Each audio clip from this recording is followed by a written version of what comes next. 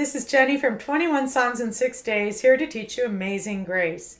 I do Amazing Grace with 5 chords. I do the C chord, and I do a C7, and I do an F.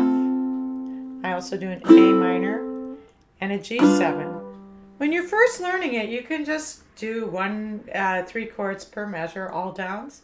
Amazing Grace, or what I like to do is a more complicated strumming pattern, which is down, down, up, down, down, down, up, down, down, down, up, down. And that works with the 3/4 pattern really well.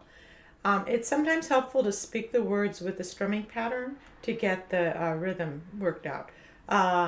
Because we start on a pickup, you want to make sure you don't strum until Amazing Grace. Amazing Grace, how sweet the sound. And you can practice the whole song that way. So here we go, Amazing Grace. Amazing Grace, how sweet the sound that saved a wretch like me. I once was lost,